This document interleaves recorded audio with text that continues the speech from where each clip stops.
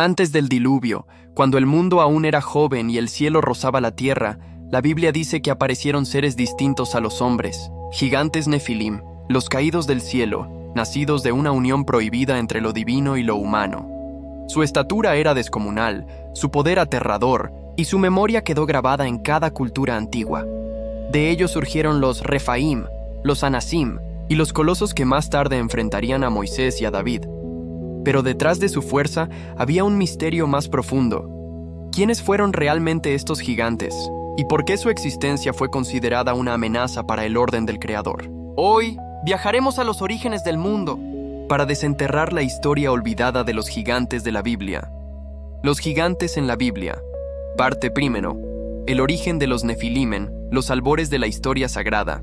Cuando la humanidad comenzaba a poblar la tierra y el mundo aún conservaba el eco de la creación, la Escritura menciona un misterio que ha intrigado a sabios y creyentes durante siglos: el nacimiento de los gigantes, los Nefilim. En el libro del Génesis, en los días previos al diluvio, se dice que los hijos de Dios vieron que las hijas de los hombres eran hermosas y tomaron para sí mujeres entre todas las que escogieron. De esa unión, afirma el texto, surgieron los Nefilim, los poderosos de la antigüedad, varones de renombre. La palabra hebrea Nefilim ha sido interpretada de diversas maneras. Algunos la traducen como caídos, otros como derribadores. En cualquier caso, se asocia con seres de gran tamaño y fuerza extraordinaria. El relato bíblico no ofrece muchos detalles, pero deja entrever que su presencia estaba ligada a la corrupción de la humanidad y a la violencia que llenó la tierra antes del diluvio. Los antiguos hebreos entendieron que los Nefilim representaban una transgresión del orden divino, un cruce entre lo celestial y lo terrenal que alteró el equilibrio de la creación.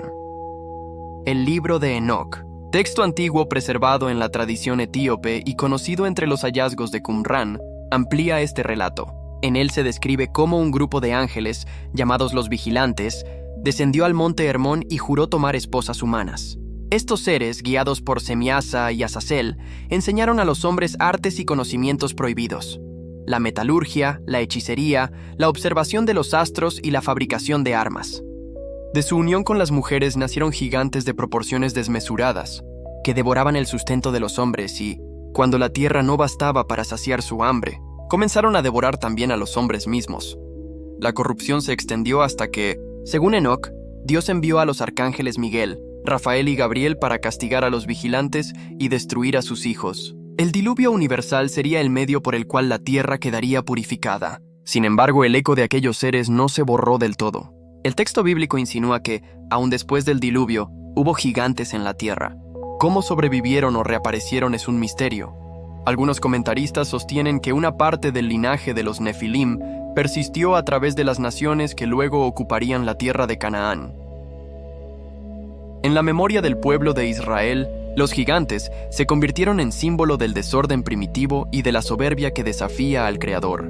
Eran recordados como vestigios de una era en la que los límites entre lo humano y lo divino fueron violados. Por eso, cuando Moisés y Josué enviaron espías a reconocer la tierra prometida, los israelitas regresaron atemorizados, diciendo que allí habitaban los hijos de Anac, descendientes de los Nefilim, y que ante ellos parecían langostas. El temor a los gigantes no era solo físico. Representaba el miedo ancestral al poder desmesurado de lo caído, la tentación de volver al caos de antes del diluvio. En los textos posteriores del Antiguo Testamento surgen diversos pueblos asociados a esta raza antigua: los Refaim, los Emim, los Susim y los Anasim. Cada uno de estos nombres designa tribus o pueblos de hombres de gran estatura, recordados por su fuerza y por haber habitado regiones que luego ocuparían los israelitas. Los Refaim, cuyo nombre puede traducirse como los débiles o los que reposan, son mencionados tanto como gigantes en carne y hueso, como espíritus de los muertos, lo que refuerza su vínculo con un pasado antediluviano. Los Emim eran considerados gigantes que moraban en la tierra de Moab, mientras que los Susim habitaban en la región de Ham. Los Anasim, descendientes de Anac, hijo de Arba, fueron los más temidos. El libro de Josué menciona que Arba fue el más grande de los Anasim y que su ciudad, Hebrón, se convirtió en uno de los lugares más antiguos de Canaán. El linaje de Anac fue derrotado finalmente por Josué, quien destruyó las ciudades donde moraban, aunque algunos de sus descendientes sobrevivieron en Gaza, Gad y Asdod. regiones filisteas donde más tarde surgiría Goliat. La figura de Anak y sus hijos marcó el tránsito entre el mito y la historia. Para los hebreos, estos gigantes no eran solo enemigos físicos, sino vestigios de una humanidad corrompida por la soberbia y la mezcla con lo divino. Cada encuentro con ellos representaba una prueba de fe, confiar en el poder de Dios frente a la apariencia invencible del adversario. Así, la derrota de los gigantes se convirtió en símbolo de la victoria del espíritu sobre la materia, del orden divino sobre el caos. La idea de que existieron hombres de enorme estatura no era exclusiva de Israel. En Mesopotamia, Egipto y Grecia se conservaban mitos de héroes y titanes semejantes. Sin embargo, la visión bíblica es singular porque no glorifica a los gigantes como dioses o semidioses, sino que los presenta como desviaciones de la voluntad divina. Mientras las culturas paganas exaltaban la fuerza de los titanes, la Biblia los recuerda como advertencia. El poder sin obediencia conduce a la ruina. En los registros arqueológicos y en las tradiciones populares del antiguo Oriente Próximo se encuentran ecos de estos relatos. Algunos textos ugaríticos mencionan a los RPUM, espíritus de guerreros antiguos que habitaban el inframundo, término que guarda relación con los Refaim hebreos. Este paralelismo sugiere que los israelitas integraron en su visión monoteísta los recuerdos de razas antiguas, reinterpretándolos a la luz de su fe. El tema de los gigantes en la Biblia, por tanto, no es una simple curiosidad mitológica, sino una metáfora poderosa sobre los límites del ser humano. Representan la tentación de trascender la condición terrenal por medios prohibidos, de buscar poder sin sabiduría. En la historia de los Nefilim se cifra el drama de la humanidad que, al desear ser como los dioses, cae en la corrupción de la materia. El diluvio marcó el fin de esa era, pero las huellas de los gigantes siguieron apareciendo como sombras que recuerdan lo que sucede cuando el hombre olvida su lugar ante lo divino. En las próximas generaciones, los israelitas se enfrentarían nuevamente a esos descendientes dispersos, y sus victorias sobre ellos serían vistas como actos de purificación del territorio prometido. Cada batalla contra los gigantes sería una repetición simbólica del juicio de Dios sobre la soberbia de los antiguos. Así, el relato de los Nefilim no termina con el diluvio, sino que se transforma en una corriente subterránea que recorre toda la narrativa bíblica, desde las guerras de Moisés hasta las gestas de David. Los gigantes se convierten en testigos silenciosos de la tensión entre la grandeza del hombre y su caída, entre la aspiración al cielo y la obediencia a la tierra. Su historia es el recordatorio de que el verdadero poder no reside en la fuerza del cuerpo, sino en la fidelidad al espíritu que da vida a todas las cosas. Los gigantes en la Biblia, parte 2. Los pueblos de los gigantes tras el diluvio, la tierra volvió a poblarse. La humanidad comenzó de nuevo, descendiente de Noé y sus hijos. Sin embargo, los relatos sagrados dejan entrever que la sombra de los antiguos gigantes no había desaparecido del todo. Aunque el castigo divino había borrado a los Nefilim de la faz de la tierra, algunas tribus y linajes parecían conservar su estatura, su fuerza y su ferocidad. Los textos hebreos llaman a estos pueblos los Refaim, los Emim, los Susim y los Anasim, nombres que resuenan como ecos de un pasado más antiguo que el propio Israel. Los Refaim aparecen mencionados en múltiples pasajes. Su nombre puede traducirse como los débiles o los que reposan, aunque su reputación dista de cualquier debilidad.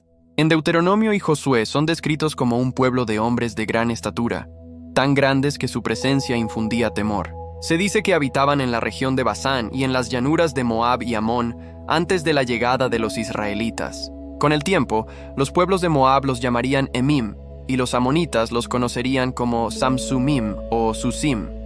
A pesar de los distintos nombres, la escritura sugiere que se trataba del mismo linaje de gigantes, descendientes lejanos de los antiguos Nefilim. El libro del Génesis menciona brevemente a los Susim en el relato de la guerra de los 4 reyes contra los 5 en los días de Abraham. Se dice que Kedorlaomer, rey de Elam, y sus aliados derrotaron a los Refaim en Astarot Karnaim, a los Susim en Ham y a los Emim en Sabe-Siriataim.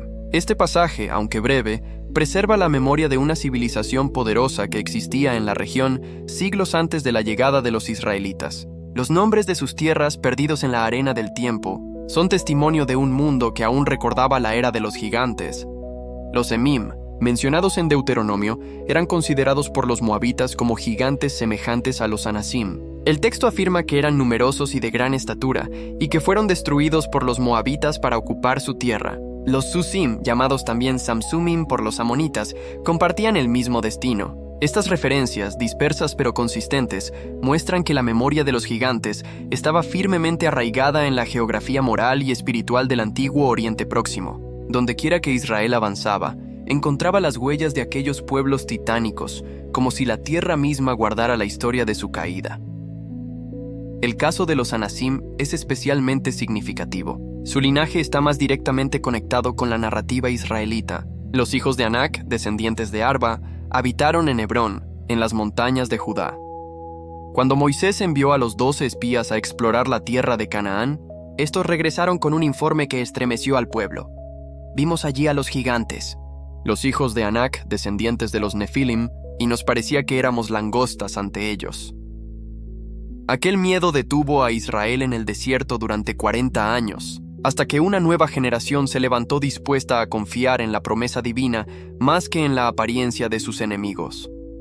El nombre de Anak, que en hebreo evoca la idea de collar o cuello alargado, parece haber sido símbolo de su estatura impresionante. Sus hijos, Sesai, Ahimán y Talmai, se mencionan en los textos como líderes de clanes gigantescos. La región que habitaban, Hebrón, fue una de las ciudades más antiguas y sagradas de Canaán. Los arqueólogos han identificado allí restos de construcciones ciclópeas, enormes piedras que algunos interpretan como vestigios de una cultura preisraelita poderosa. En la tradición bíblica, sin embargo, la grandeza material de los Anasim no es motivo de admiración, sino de advertencia. Representan la fuerza sin justicia, la altivez sin obediencia. Cuando Josué finalmente condujo al pueblo de Israel a la conquista de la tierra prometida, uno de sus primeros actos fue enfrentar a estos descendientes de Anak. El libro de Josué relata que Caleb, el anciano que había permanecido fiel en la época de los espías, pidió como heredad la montaña de Hebrón, donde moraban los Anasim. Su fe no se intimidó ante su tamaño. Caleb expulsó a los 3 hijos de Anak y purificó la región, cumpliendo la promesa que Moisés le había hecho 40 años antes. Desde entonces, Hebrón se convirtió en símbolo de la victoria de la fe sobre el miedo. El texto sagrado dice que Josué destruyó a los Anasim de las montañas de Hebrón, Debir, Anab y de toda la tierra de Judá e Israel. Solo quedaron algunos en Gaza, en Gat y en Asdod, ciudades filisteas que siglos después volverían a mencionar el nombre de los gigantes. Este detalle, aparentemente menor, es de gran importancia, pues de Gat procedería más tarde Goliat, el coloso derrotado por David. Así, la historia de los gigantes forma un hilo continuo que une el Génesis con los libros de los reyes, recordando al pueblo de Israel que la batalla espiritual entre la soberbia y la fe es eterna. El término Refaim adquirió con el tiempo un segundo significado, el de las almas de los muertos. En los Salmos y en Isaías se habla de los Refaim como los moradores del Seol, las sombras que reposan en el más allá. Esta asociación refuerza la idea de que los gigantes, aunque físicamente extintos, persistieron como memoria espiritual del mundo anterior al diluvio. Eran los muertos poderosos, los caídos de antaño, cuya grandeza no los salvó del juicio divino. En este sentido, los Refaim encarnan la paradoja de la fuerza sin redención, poderosos en vida, pero débiles ante la eternidad. La tradición judía posterior, especialmente en los comentarios midrásicos, veía en la presencia de estos gigantes un recordatorio del pecado de los vigilantes. Cada pueblo de gigantes era una advertencia sobre los límites que separan lo divino de lo humano. Los ángeles que descendieron al monte Hermón enseñaron a los hombres conocimientos que corrompieron su inocencia. Del mismo modo, los gigantes posteriores simbolizan la herencia de ese error, la grandeza física que olvida la grandeza espiritual. Los profetas también evocan a los gigantes como ejemplo de la futilidad de oponerse a Dios. Isaías pregunta, ¿acaso se levantarán los Refaim para alabarte? Y responde que incluso ellos, los poderosos del pasado, han sido derribados al Seol. Ezequiel, en su visión del descenso de Egipto al abismo, menciona a los poderosos caídos, a los antiguos guerreros, todos reunidos en la profundidad de la tierra. En esa visión, los gigantes se convierten en símbolo de los imperios arrogantes que, como ellos, perecen por su soberbia. En el pensamiento bíblico, por tanto, los gigantes son más que personajes antiguos, son la encarnación de un principio espiritual. Cada uno de ellos, desde los Nefilim hasta los Anasim, representa la desviación del orden divino y la caída de lo que se exalta por encima de su creador.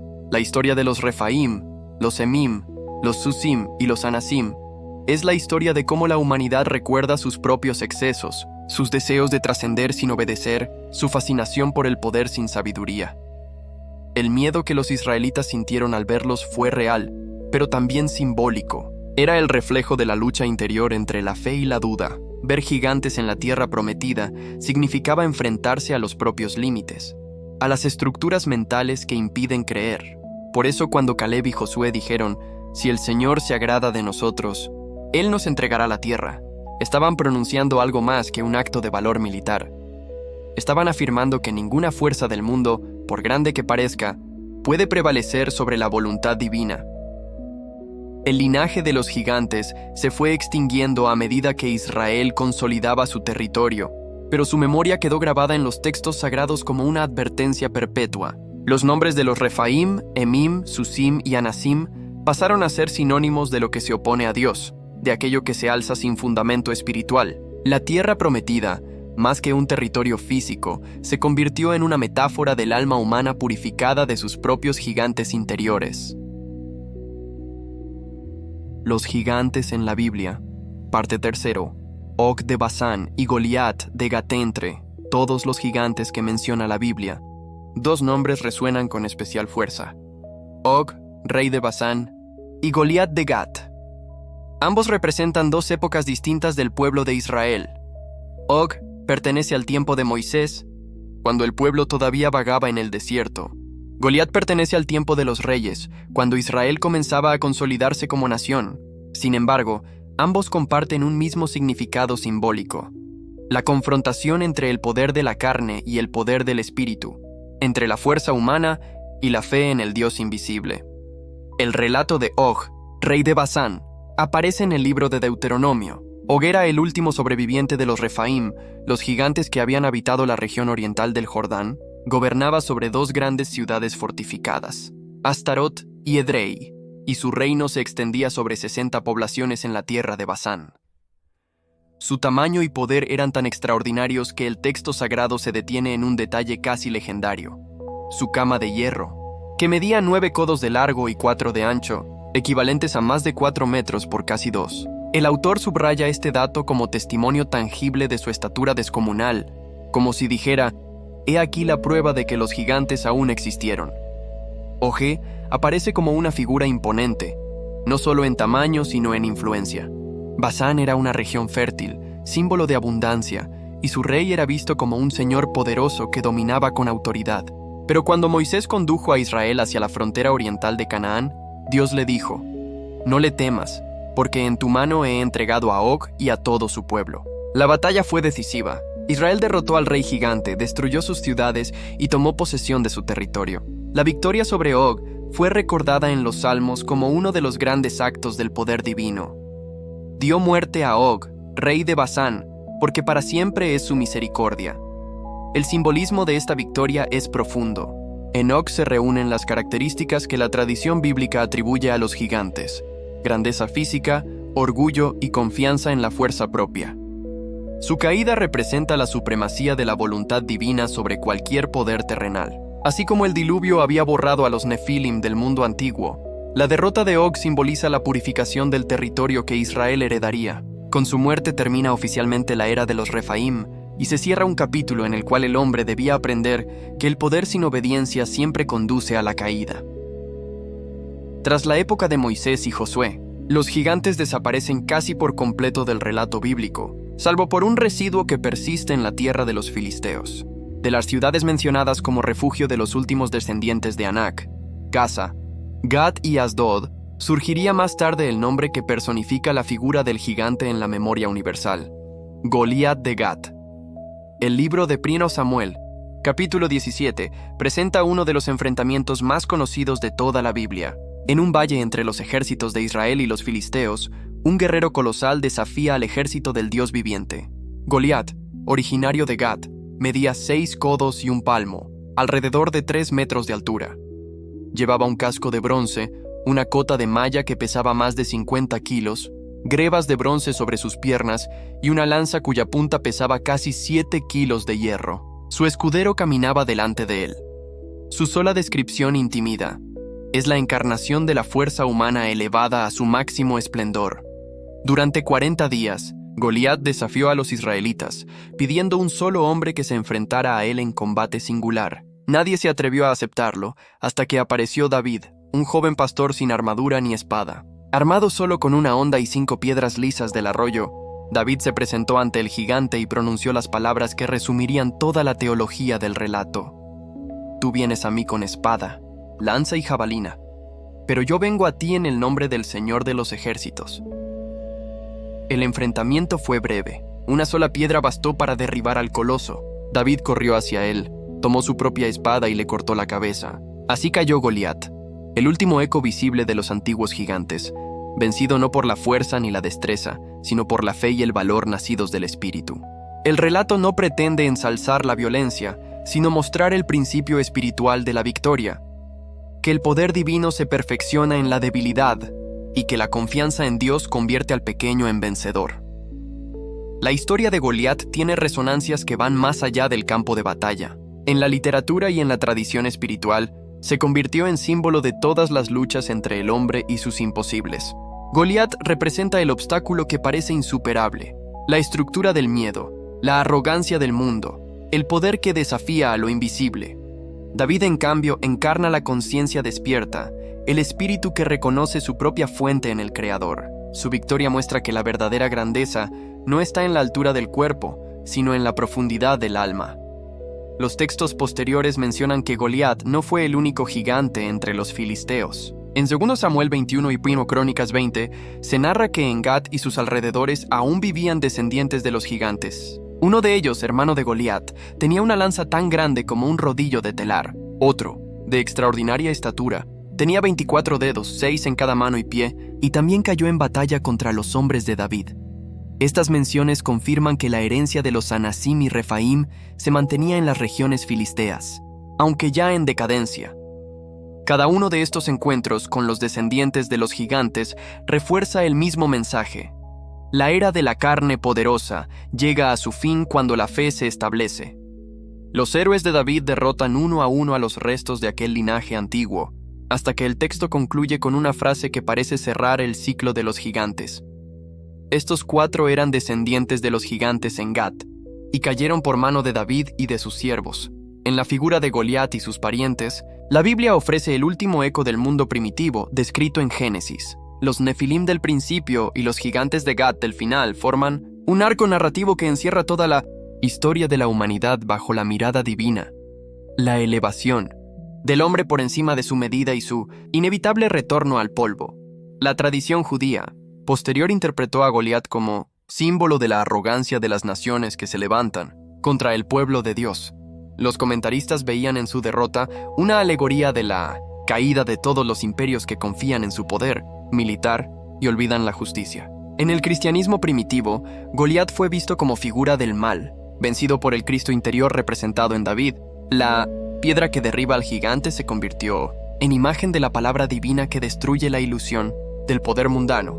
De este modo, los gigantes no desaparecieron del pensamiento religioso. Se transformaron en metáforas del orgullo, la incredulidad y la resistencia al espíritu. La batalla de David contra Goliat no es solo un episodio histórico, sino una enseñanza perpetua sobre la relación entre el hombre y lo divino. Cada creyente, cada alma, enfrenta en algún momento a su propio Goliat, la fuerza que lo desafía a confiar o a temer, a avanzar o a retroceder. Y en cada victoria interior, los gigantes vuelven a caer. La Biblia no menciona más gigantes después de los tiempos de David. Con su derrota, la narrativa cierra el ciclo iniciado antes del diluvio. Los Nefilim, los Refaim, los Anasim, Og de Basán y Goliat forman una cadena de memoria que une la historia del mundo antiguo con la conciencia espiritual del nuevo pueblo de Dios. La tierra ya no pertenece a los gigantes, sino a aquellos que, como David, confían en el poder invisible del espíritu. Así, los gigantes dejan de ser figuras físicas para convertirse en arquetipos espirituales. Representan todo lo que el hombre debe vencer dentro de sí: la soberbia, la idolatría del poder, el miedo que paraliza. Al narrar su derrota, la Biblia enseña que ninguna fuerza externa puede prevalecer sobre la voluntad de Dios manifestada en el corazón humano. En la medida en que el creyente recuerda esta verdad, se convierte en heredero de las victorias de Moisés, Josué y David, y los gigantes del mundo vuelven a caer ante la fe. Los gigantes en la Biblia. Parte 4. El sentido teológico y espiritual de los gigantes a medida que los siglos avanzaron. La figura del gigante dejó de pertenecer al ámbito de la historia literal para ingresar en el territorio del símbolo. Los profetas, los sabios y los escritores inspirados comprendieron que los relatos de los Nefilim, de Og y de Goliat contenían una enseñanza más profunda que la mera descripción de seres colosales. Los gigantes eran, en esencia, la representación de aquello que en el hombre se exalta por encima del orden divino. Simbolizaban el poder sin sabiduría, la ciencia sin humildad, la fuerza sin amor. En ellos se condensaba la historia del orgullo humano desde el principio de los tiempos. En la literatura apócrifa y en las tradiciones que rodearon a Israel, los gigantes adquirieron un papel moral. El libro de Enoc, que amplía la narrativa del Génesis, describe el destino final de los hijos de los vigilantes. Cuando fueron destruidos, sus espíritus quedaron vagando sobre la tierra como sombras sin reposo, buscando causar daño y corrupción. Enoc los llama espíritus malignos, procedentes de los cuerpos de los gigantes muertos, que atormentan a los hombres hasta el día del juicio. En esta visión, los gigantes no solo son una raza física extinguida, sino también la raíz espiritual del mal que sobrevive en el mundo, la herencia del error primordial. El libro de los Jubileos, otro texto antiguo que reelabora los relatos del Génesis, confirma esta interpretación. Afirma que después del diluvio aún quedaron algunos de los espíritus de los gigantes, y que Noé pidió a Dios que los mantuviera bajo control para que no destruyeran de nuevo a la humanidad. Dios permitió que una 10ª parte de ellos quedara sobre la tierra para poner a prueba a los hombres. De esta manera, los gigantes se transformaron en símbolo de la tentación, de la fuerza invisible que empuja al ser humano a olvidar su origen divino. En la tradición bíblica tardía, especialmente en los libros sapienciales, la idea del gigante se interioriza. Ya no se trata de enemigos visibles, sino de pasiones y vicios que dominan al corazón. La soberbia, la ira, la codicia y la violencia son los nuevos gigantes que el creyente debe derrotar. El Salmo 18 habla de los hombres fuertes que me rodean, y el sabio interpreta estas palabras no como batallas físicas, sino como luchas espirituales. En el interior del hombre habita un campo de guerra, donde el alma debe elegir entre servir a Dios o a sus propios ídolos. Con el advenimiento del pensamiento profético y luego del cristianismo, los gigantes pasaron a representar la dimensión interior del combate espiritual. En los escritos del apóstol Pablo, se percibe este eco cuando habla de derribar argumentos y toda altivez que se levanta contra el conocimiento de Dios. Aunque no los nombra directamente, la imagen es la misma. Los gigantes son las estructuras mentales y espirituales que desafían la verdad divina. El creyente, como David, debe enfrentarlas armado con la fe, con la palabra y con el espíritu. En este sentido, los gigantes del Antiguo Testamento se convierten en arquetipos universales. Og de Basán representa la obstinación del poder establecido. Goliat, la arrogancia del ego que se cree invencible. Los Nefilim, la transgresión del límite entre lo humano y lo divino. Su derrota no solo pertenece a un tiempo remoto, sino que se renueva en cada generación, cada vez que el hombre vence sus propios ídolos interiores. La Biblia enseña que los gigantes pueden resurgir en cualquier época, en los imperios que se glorifican a sí mismos, en los hombres que adoran su propia fuerza, en las sociedades que olvidan la voz del espíritu. Pero también enseña que la fe, aun en su forma más humilde, posee un poder mayor que todos ellos.